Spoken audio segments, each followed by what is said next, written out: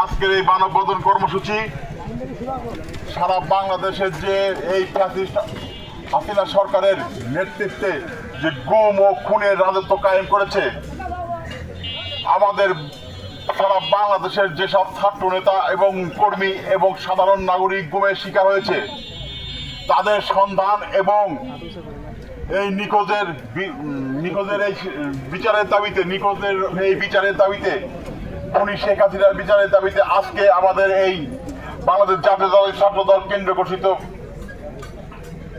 আজকের এই কর্মসূচি। আপনারা জানেন, দীর্ঘ 15 বছর ধরে চলা খুনি হাসিনা শেখ হাসিনা, আপনারা জানেন সাংবাদিক ভাইয়েরা,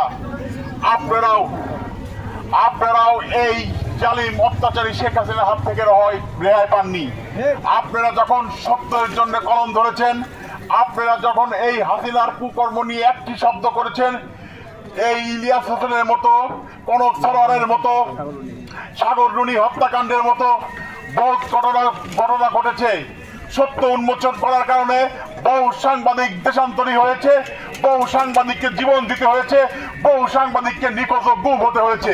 যাদের গুম করেছে, যাদের হত্যা করেছে, এখনো তার সন্তান অপেক্ষা করে তার বাবা কবে ফিরে আসবে, তার বাবা কবে ফিরে এসে তার জন্য চকলেট নিয়ে আসবে, তার জন্য খেলনা নিয়ে আসবে। অধীর আগ্রহে তার বাবার জন্য বসে থাকে, এখনো তার বোন তার ভাইয়ের অপেক্ষায় বসে থাকে, এখনো তাদের মা তাদের সন্তানের অপেক্ষায় বসে থাকে। দিন রাত রজনী চোখের পানি ফেলে অপেক্ষা করতে থাকে তার বুকের ধন কখন ফিরে আসবে, তার সন্তান কখন ফিরে আসবে। ওই সন্তান চিন্তা করে তার বাবা কখন তার বুকে এসে জড়িয়ে ধরে 5 বছর 10 বছর পরে ফিরে আসবে।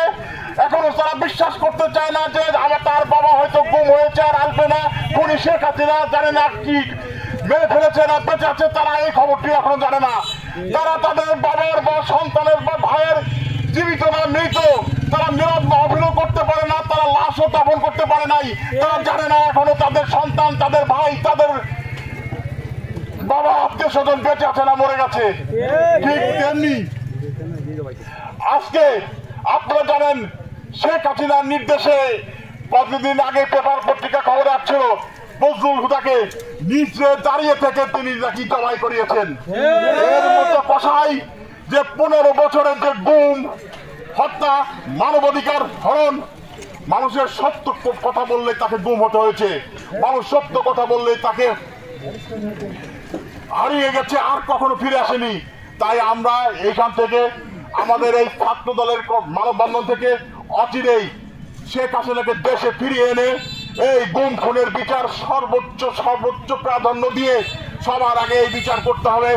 তারপরে দুর্নীতি, হত্যা, বৈষম্য, ছাত্রদের উপরে যে গুলি চালিয়েছে নির্বিচারে তাদের বিচার। তার পাশাপাশি এই আন্তর্জাতিক মানবাধিকার দিবস উপলক্ষে আজকের এখান থেকে বলছি, শেখ হাসিনাকে এই গুম খুনের সাথে জড়িত শেখ হাসিনা সহ সকল অফিসারগণের দ্রুত বিচারের কাঠগড়ায় দাঁড় করাতে হবে।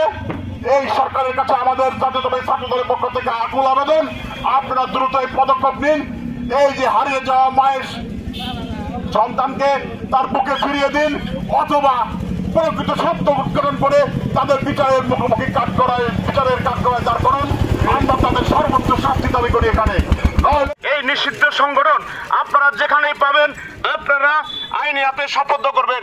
পুলিশকে আমরা বলতে চাই, আপনারা গড়িমসি করবেন না, আপনারা এই নিষিদ্ধ সংগঠনকে ধরে দেশের স্বাধীনতার সাথে। আমরা একটি কথাই বলতে চাই, এই মানববন্ধনের মধ্য দিয়ে বিগত আওয়ামী লীগ ফ্যাসিস্ট স্বৈরাচারী শেখ হাসিনা বিগত 17 বছর জুলুম করে, অন্যায় করে মানুষের ঘর থেকে, বাবার কোল থেকে, মায়ের কোল থেকে তার সন্তানকে তুলে নিয়ে গেছে। একটাই অপরাধ ছিল, সে বিএনপি করে, সে এই দেশের স্বৈরাচারের বিরুদ্ধে কথা বলেছে, সে ছাত্র দল করে, তার মূল দোষ ছিল দেশপ্রেম। এই খুনি হাসিনার আমলে একটা সাধারণ মানুষের নিরাপত্তা ছিল না কোনো সাংবাদিক, কোন ছাত্র দলের নেতাবৃন্দ, সবাই যখন এই সরকারের বিরুদ্ধে প্রতিবাদ করত, তখনই এই সরকার আমাদেরকে গুম করত, নির্যাতন করত, বাড়ি থেকে রাতের অন্ধকারে সাদা পোশাকের মাধ্যমে মাধ্যমে আমাদেরকে তুলে নিয়ে যেত।